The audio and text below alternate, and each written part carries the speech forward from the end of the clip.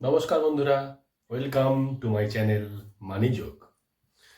বন্ধুরা, আমরা প্রায় সকলেই অল্প আধটু জমাতে অবশ্যই ভালোবাসি। সেই জমানো বিভিন্ন পদ্ধতিতে হতে পারে, বিভিন্ন ইনস্টিটিউশন বা বিভিন্ন প্রতিষ্ঠানে হতে পারে, তবে জমাতে আমরা কম বেশি সবাই ভালোবাসি। আর বর্তমান দিনে শেয়ার মার্কেটে জমাতে বা শেয়ার মার্কেটে ইনভেস্ট করতে প্রায় সকলেরই মন একটু চায়, কিন্তু সময়ের অভাব বা সঠিক ধারণার অভাবে বা অজানা কোনো ভয়ের ফলে আমরা অনেকেই সেই পথ থেকে পিছিয়ে আসি।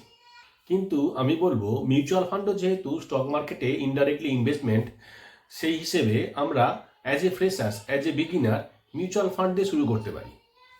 মিউচুয়াল ফান্ডে ইনভেস্টর হিসেবে আমরা কয়েক বছর কাটালাম, মিউচুয়াল ফান্ড সম্বন্ধে একটু সঠিক ধারণা নিলাম, তারপর আমরা আস্তে আস্তে স্টক মার্কেটে প্রবেশ করতে পারি। তার ফলে কী হবে, আমরা স্টক মার্কেট সম্বন্ধে এক্সপোজারটা একটু বাড়বে, স্টক মার্কেট সম্বন্ধে ধারণা, স্টক মার্কেট কীভাবে চলে, কিভাবে আমার প্রফিট হতে পারে, কিভাবে আমি স্টক মার্কেট কখন ইনভেস্ট করবো, এই ধারণাটা একটা সাধারণ ধারণা আমাদের তৈরি হতে পারে। তবে আজকে আমরা যে বিষয়গুলো নিয়ে এই ভিডিওতে আলোচনা করব, সেই বিষয়গুলি নিয়ে আলোচনা করতে গেলে অনেক বিষয় বা অনেক কিছু আমাদের সামনে উঠে আসে। তবে আমরা তার থেকে মোস্ট ইম্পর্টেন্ট 6টি বিষয়, বলতে গেলে 6টি মোস্ট ইম্পর্টেন্ট মিস্টেক্স নিয়ে এই ভিডিওতে আলোচনা করব। আর এই 6টি মিস্টেক্স আমরা মিউচুয়াল ফান্ড শুরুর সময়, মিউচুয়াল ফান্ডে ইনভেস্ট করার শুরুতে বা মিউচুয়াল ফান্ড চলাকালীন অনেকেই করে থাকি। তাই বন্ধুরা, সেই 6টি মিস্টেক সম্বন্ধে জানতে এবং মিস্টেকগুলি যাতে ভবিষ্যতে আপনার ইনভেস্টমেন্টকে অনেক ক্ষতির সম্মুখীন না করে, যাতে অনেক ক্ষতি না করে আপনার ইনভেস্টমেন্টের, সেই ভয় থেকে, সেই বিপদ থেকে এড়িয়ে যেতে, সেই বিপদটাকে এড়িয়ে যেতে এই ভিডিওটি অবশ্যই আপনি শেষ পর্যন্ত দেখবেন। তাহলে আসুন দেখে নেওয়া যাক সেই 6টি মিস্টেক্স।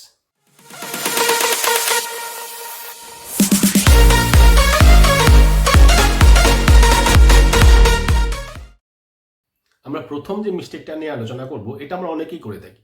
এই মিস্টেকটা হলো, মিউচুয়াল ফান্ড শুরু করার প্রথমে বা শুরু করার সময়, অ্যাজ এ বিগিনারই হোক বা সবে শুরু করেছি বা কিছু মিউচুয়াল ফান্ড চালাচ্ছি, এরকম অবস্থায় হোক, আমরা অনেকে এই ভুলটা করে থাকি। কি ভুল? না, আমরা মিউচুয়াল ফান্ড সম্বন্ধে সাধারণ মিনিমাম ধারণাটুকু তৈরি করি না।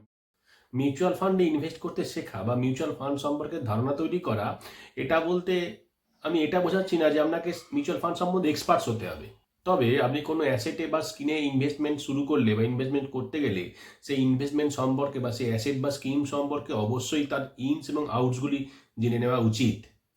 আর মিউচুয়াল ফান্ডের ক্ষেত্রে এটা তো খুবই গুরুত্বপূর্ণ, কারণ মিউচুয়াল ফান্ডের মার্কেটে বিভিন্ন ধরনের অনেক রকমের মিউচুয়াল ফান্ড আমরা দেখতে পাই, বিভিন্ন রকমের স্কিম আমরা মিউচুয়াল ফান্ডের ক্ষেত্রে দেখতে পাই। বিভিন্ন অ্যাসেট ক্লাসে বিনিয়োগ, বিনিয়োগের মেয়াদ, বিনিয়োগের ধরন, রিডিমশনের টাইমিং, রিস্ক অ্যান্ড রিওয়ার্ড এবং বিনিয়োগের উদ্দেশ্যের উপর নির্ভর করে, অর্থাৎ বিনিয়োগের এর উপর নির্ভর করে অনেক রকমের, অনেক ধরনের মিউচুয়াল ফান্ড আমাদের মিউচুয়াল ফান্ড মার্কেটে রয়েছে। অনলাইনে বিভিন্ন অ্যাপসের মাধ্যমে বা বিভিন্ন ব্রোকারের মাধ্যমে ইনভেস্ট করার সময় বিভিন্ন চার্জেস, বিভিন্ন ফিজ থাকে, সেইগুলো সম্বন্ধে আমাদের জেনে নেওয়া উচিত। সেই ফিজগুলি শুরুর সময়, মাঝখানে বা রিডিমশনের সময় বিভিন্ন পর্যায়ে পর্যায়ে বিভিন্ন টাইমে সেই ফিজগুলো থাকে, সেইগুলো সম্বন্ধে আমাদের জেনে নেওয়া উচিত। আর শুধুমাত্র ইনভেস্টমেন্ট করে গেলাম বা রিডিম করলাম, সেই করলেই চলবে না। ইনভেস্টমেন্টের পর আমার যখন প্রফিট হবে, আমার যখন মিউচুয়াল ফান্ডে রিডিমশনের টাইম আসবে, রিডিমশনের পর সেই রিডিমশনের যে আমার প্রফিট হলো বা লস হলো, সেই প্রফিট অ্যান্ড লসের উপর যে ট্যাক্স হয়, সেই ট্যাক্সেশন সম্বন্ধে আমাদের ধারণা তৈরি করতে হবে, একটু অন্তত জানতে হবে। সুতরাং পর্যাপ্ত রিসার্চ বা অ্যানালাইসিস না করে ইনভেস্টমেন্ট করা মনে হতে পারে ছোট্ট একটা ভুল, এ তো জাস্ট কিছুই নয়, আমি ইনভেস্টমেন্ট করলাম, তারপরে হু হু করে আমার মিউচুয়াল ফান্ড বাড়তে থাকবে, এরকমই মনে হতে পারে। কিন্তু এই ছোট্ট ভুলগুলোই আমরা ইনভেস্টমেন্টের ক্ষেত্রে একটা বড় ক্ষতির সম্ভাবনা তৈরি করে থাকে। তাই ইনভেস্টমেন্ট করার আগে, ইনভেস্টমেন্ট শুরু করার আগে মিউচুয়াল ফান্ড সম্বন্ধে সাধারণ একটু ধারণা তৈরি করুন। আমাদের দ্বিতীয় মিস্টেক্স, এই দ্বিতীয় মিস্টেকটা আমরা অনেকেই করি, মানে মিউচুয়াল ফান্ড চলছে, অনেকে প্রায় বছর দেড়েক বা বছর দুয়েক বা অনেক বছর মিউচুয়াল ফান্ড করছেন, তবুও তারা এই মিস্টেক করে ফেলেন, এই মিস্টেক করে থাকেন। এই মিস্টেকটা কি? না, আমরা কোনো নির্দিষ্ট লক্ষ্য বা নির্দিষ্ট উদ্দেশ্য বা নির্দিষ্ট এম না স্থির করেই আমরা মিউচুয়াল ফান্ডে ইনভেস্ট করতে থাকি বা ইনভেস্ট করতে শুরু করি। আমরা অনেকেই জানি না যে যে কোনো মিউচুয়াল ফান্ড স্কিমের, যে কোনো মিউচুয়াল ফান্ডের নির্দিষ্ট একটি লক্ষ্য থাকে, নির্দিষ্ট একটি উদ্দেশ্য থাকে এবং বৈশিষ্ট্য থাকে। কিছু মিউচুয়াল ফান্ড লং টার্মের উদ্দেশ্যে প্রস্তুত করা হয়, কিছু মিউচুয়াল ফান্ড শর্ট টার্মের উদ্দেশ্যে প্রস্তুত করা হয়, কিছু মিউচুয়াল ফান্ড থাকে ইকুইটিতে ইনভেস্ট করার জন্য তাকে প্রস্তুত করা হয়, কিছু মিউচুয়াল ফান্ড ডেট ফান্ডে ইনভেস্ট করার মাধ্যমে আপনাকে তাদের সুফল বা রিটার্ন দিয়ে থাকে। এই বিভিন্ন পদ্ধতিতে, বিভিন্ন ক্ষেত্রে ইনভেস্টের মাধ্যমে এই মিউচুয়াল ফান্ডের পার্থক্য তৈরি হয়। মিউচুয়াল ফান্ড বিভিন্ন ধরনের হয়ে থাকে এবং তাদের উদ্দেশ্য বা এম, তাদের লক্ষ্য, মিউচুয়াল ফান্ডের বিভিন্ন যে স্কিম, প্রতিটা মিউচুয়াল ফান্ডের যে লক্ষ্য থাকে সেই লক্ষ্যগুলো পরিবর্তিত হয়ে থাকে, আলাদা আলাদা হয়ে থাকে। সেই হিসেবে শুধুমাত্র শখ পূরণের জন্য যদি আমরা ইনভেস্টমেন্ট করে থাকি, অর্থাৎ কোনো নির্দিষ্ট লক্ষ্য বা নির্দিষ্ট উদ্দেশ্য না নিয়ে যদি ইনভেস্টমেন্ট করে থাকি, তাহলে আমাদের নির্দিষ্ট লক্ষ্য বা নির্দিষ্ট উদ্দেশ্য পূরণ হবে না, নির্দিষ্ট উদ্দেশ্য সফল হবে না। আর সবচেয়ে বড় কথা, আপনার যে যদি প্রফিট হয়, যখন প্রফিট হবে, সেই প্রফিট দিয়ে কি করবেন তার যদি কোনো উদ্দেশ্য না থাকে, লক্ষ্য না থাকে, তাহলে সেই প্রফিটের বহু অংশই, গোটা প্রফিটটাই আপনার একটা আর্থিক ক্ষতির মুখে পড়তে পারে। সেই হিসেবেই আমরা যদি কোনো ফিনান্সিয়াল এইমস থাকে, কোনো নির্দিষ্ট আর্থিক লক্ষ্য থাকে, যদি আপনি ভাবেন যে 5 বছর পরে আমি বাড়ি কিনবো বা 5 বছর পরে আমি কোনো নতুন গাড়ি কিনবো, এরকম যদি কোনো নির্দিষ্ট লক্ষ্য থাকে, সেই লক্ষ্যের সঙ্গে আপনার ইনভেস্টমেন্টকে সমান্তরালভাবে প্যারালালি চালিয়ে যান। আপনি যদি মনে করেন 5 বছর পর কোনো গাড়ি কিনবো বা 10 বছর পর একটা সুন্দর বাড়ি কিনবো বা বাড়ি তৈরি করব, তাহলে সেই হিসেব মতন, সেই অনুযায়ী কোন কোন মিউচুয়াল ফান্ড আছে সেটা আপনাকে জানতে হবে। সেই আপনার যে লক্ষ্য যে স্থির করা রয়েছে 5 বছর বা 10 বছর, সেই অনুযায়ী মিউচুয়াল ফান্ডের কোন ক্ষেত্রে বা কোন কোন মিউচুয়াল ফান্ড আপনাকে সঙ্গ দেবে, কোন কোন মিউচুয়াল ফান্ডে ইনভেস্ট করলে সেই সময় আপনি ভালো প্রফিট পেতে পারেন, সেই হিসেবে আপনার সেই মিউচুয়াল ফান্ডে ইনভেস্ট করলে আপনি ওই সময় আপনি মিউচুয়াল ফান্ড থেকে ভালো প্রফিট আর্ন করতে পারবেন। আমাদের তৃতীয় মিস্টেক বা থার্ড মিস্টেকটা হলো মার্কেটকে টাইমিং করার চেষ্টা করা। এই মিস্টেকটা যেমন শেয়ার মার্কেটের ক্ষেত্রেও প্রযোজ্য, আবার এই মিউচুয়াল ফান্ডের ক্ষেত্রেও সমানভাবে প্রযোজ্য। এই মার্কেটকে টাইমিং করা জিনিসটা কি না, সহজ ভাষায় বলতে গেলে আমরা কোনো স্টক বা মিউচুয়াল ফান্ড কেনার জন্য বা বিক্রির জন্য আমরা মার্কেটে সঠিক সময়ের বা সঠিক টাইমের অপেক্ষা করি। এই অভ্যাসের সমস্যা হলো, অভ্যেস বলার চেয়ে বদভ্যাস বলা ভালো। এই বদভ্যাসের সমস্যা হলো আমরা কেউ তো ভবিষ্যৎ জানি না, ভবিষ্যৎ কী হবে, ফিউচারে মার্কেট কেমনভাবে এগোবে, কতটা পড়বে বা কতটা সমান্তরাল বা একই স্টেজে থাকবে, সেটা সম্বন্ধে কেউ জানি না। তাই এই অভ্যাসের সবচেয়ে বড় সমস্যা হলো আমরা মার্কেটে থেকে আমরা মার্কেটকে টাইম করার চেষ্টা করি। কখন মার্কেট আমরা যেন ভবিষ্যৎ দেখতে পাচ্ছি, যে আমরা মার্কেট দেখতে পাচ্ছি এইবার পড়বে, আমরা এবার কিনে নিলাম, আবার কিছুদিন পরে উঠবে, সেই ভেবেই আমরা সেই সময় অপেক্ষা করছি, এই সময় আমি বিক্রি করে দেবো। মনে করুন আপনার কাছে কিছু টাকা রয়েছে, আপনি দেখলেন মার্কেট পড়ছে এবং ভাবলেন যে মার্কেট পড়ছে, এই সময় কিছু কিনে নিই, এবং কিছুদিন পর তো মার্কেট যথারীতি উঠবেই এবং আপনি সেই সময় বিক্রি করে দেবেন, তার ফলে আপনার অনেকটা প্রফিট হবে। সেই মনে করে আপনি কিনলেন, কিন্তু দেখলেন কিছুদিন পর মার্কেট আরও পড়লো, তার ফলে কি হলো, আপনার যে প্রিন্সিপাল, যে ইনভেস্টমেন্ট মানিটা ছিল, সেটা তো গেলই, অনেকটাই চলে গেল, তার সঙ্গে আপনার মনোবলটা কিন্তু ভেঙে গেল। আপনি মার্কেটকে খুবই বাজে ভাবলেন যে এ কোনোভাবেই কাজ হয় না, এ খুব খারাপ জায়গা, এখানে থাকা উচিত নয়, এরকম মনোভাব তৈরি হলো।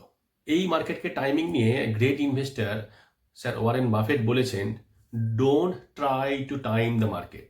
অর্থাৎ মার্কেটকে টাইম করার একদম চেষ্টা করা উচিত না। মার্কেট তার নিজের মনে, নিজের পথে, নিজের পদ্ধতিতে, নিজের ওয়েতে এগোতে থাকবে। আমরা ইনভেস্টাররা লং টার্মের মনোভাব নিয়ে, লং টার্মের চিন্তাভাবনা নিয়ে ইনভেস্ট করব এবং সঠিক ইনভেস্টের মাধ্যমে আমরা আমাদের প্রফিট সেখান থেকে আর্ন করতে পারবো।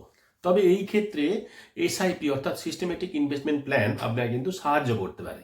কারণ আপনি এক টাইমে বা ওয়ান টাইমে ইনভেস্টমেন্ট করলেন না, তার ফলে কি হলো, আপনার গোটা ইনভেস্টমেন্ট মানিটা আপনাকে যত টাকা ছিল সেটা চলে গেল না, সেটাই লাগিয়ে দিতে হলো, যে পরে দেখলেন আরও কমলো, তখন যে কিনবেন, মিউচুয়াল ফান্ড তুলে নেবেন, সেটা পারলেন না।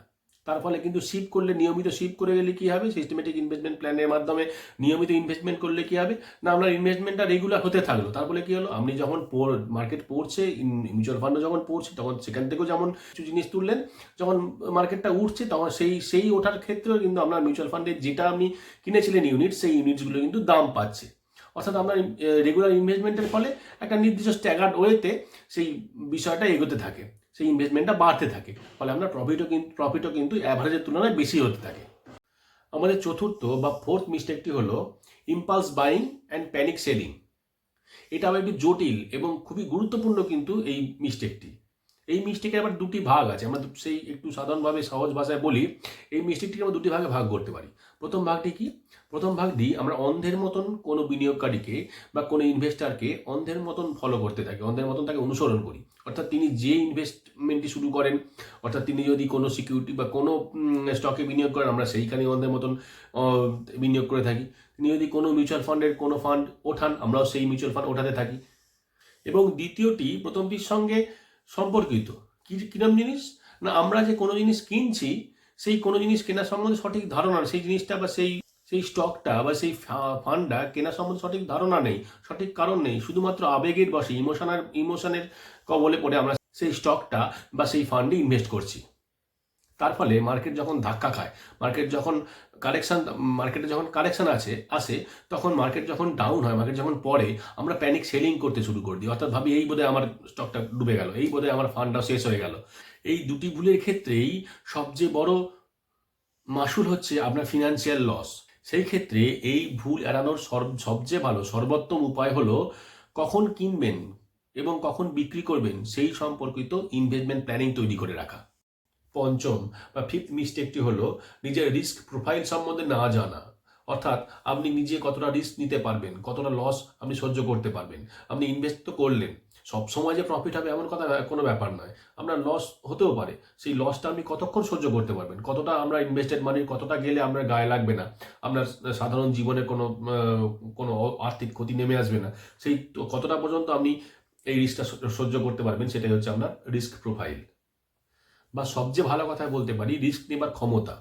এই রিস্ক নেবার ক্ষমতা জেনে, এই রিস্ক নেবার ক্ষমতা বুঝে, অর্থাৎ নিজের ক্ষমতা, নিজের টাকা কতটা পর্যন্ত আমি বাঁচাতে পারবো বা কত পর্যন্ত গেলে আমার কোনো ক্ষতি হবে না, সেটা বুঝে আমি ইনভেস্ট করব।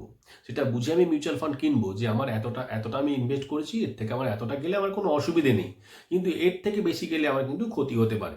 এই রিস্কের একটা নিজস্ব লিমিটেশন থাকা দরকার। আমাদের লাস্ট বা সিক্সথ ইনভেস্টমেন্ট মিস্টেকটি হলো, যদিও এছাড়া আরও অনেক বিভিন্ন রকমের ইনভেস্টমেন্ট মিস্টেক্স রয়েছে, আমরা এই ছটাই বেছে নিয়েছি, এই ছটা সম্বন্ধে আলোচনা করছি। পরবর্তীকালে যদি পাই আমি আরও কয়েকটি সম্বন্ধে আলোচনা করব। যাই হোক, এই লাস্ট বা 6 নম্বর ইনভেস্টমেন্ট মিস্টেকটি হলো যে আমরা অনেকেই এটা করে থাকি, ইনভেস্টমেন্টের সময় টাকা ইনভেস্ট করে আমরা নেশার মতন দেখতে থাকি। অর্থাৎ এইমাত্র দেখলাম বাড়ছে কি কমছে, আবার খানিকক্ষণ পরে দেখলাম, বা অনেকে আবার কয়েক মিনিটে দেখেন, অনেকে আজকে দেখলেন ঠিক আছে ইনভেস্টমেন্ট তো হয়েছে, আবার দেখি কাল দেখি। অর্থাৎ তিনি হয়তো প্রতি মাসে মাসে বা তিনি হয়তো মান্থলি ইনভেস্টমেন্ট করছেন, কিন্তু তিনি রোজই মার্কেটটা দেখছেন, তিনি রোজ দেখছেন তার ইনভেস্টমেন্ট বাড়লো কি কমলো, এটা একটা তার নেশার মতন হয়ে যায়।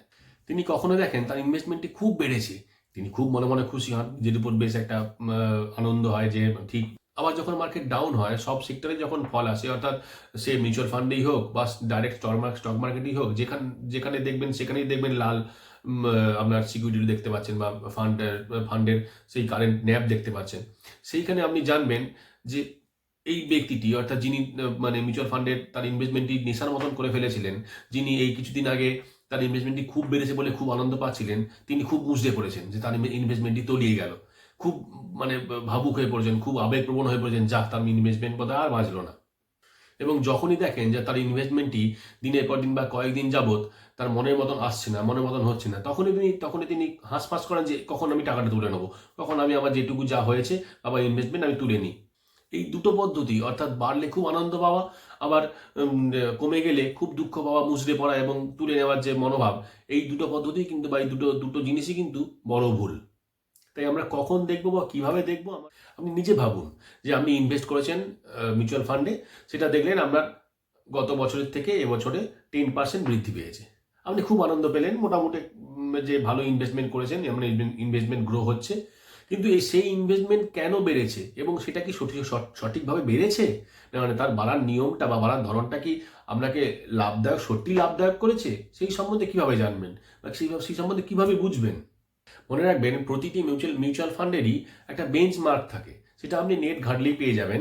সেই বেঞ্চমার্ককে আপনাকে ফলো করতে হবে, দেখতে হবে সেই বেঞ্চমার্ক অনুযায়ী আপনার মিউচুয়াল ফান্ডে রিটার্ন আসছে নাকি, এবং সেই রিটার্ন যদি বেশি হয় কেন বেশি আসছে, এবং যদি কম আসে তাহলে কেন কম এসেছে, সেই কমটার কারণটা কি। যদি দেখেন আপনার ইনভেস্টমেন্টটি ক্রমাগত এই বেঞ্চমার্কের নিচে আসছে, ক্রমাগত এই বেঞ্চমার্কের নিচে থাকছে, আপনি যে ইনভেস্টটি করেছেন সেই ইনভেস্টমেন্টের ক্ষেত্র বা ইনভেস্টমেন্টের সেক্টর বা ইনভেস্টমেন্টের স্কিম এই মিউচুয়াল ফান্ডের বাজারে বহু পাবেন, তার মধ্যে থেকে ওর থেকেও আরও ভালো রিটার্ন দিতে পারবে এমন কিছু ইনভেস্টমেন্ট আপনাকে বাঁচতে হবে। আর এই সূচকের মধ্যে, অর্থাৎ এই বেঞ্চমার্কের মাধ্যমে আপনি সেই সেই স্কিমগুলিকে একটু যাচাই করে নেবেন যে আপনি আগে যাতে ইনভেস্টমেন্ট করেছিলেন তার সঙ্গে এর পার্থক্য কত, এই বেঞ্চমার্কের সঙ্গে এই তুলনামূলক কেমন পারফর্ম করছে। এই সবগুলো আপনি খতিয়ে দেখে তারপর আপনি নতুন ইনভেস্টমেন্ট শুরু করবেন।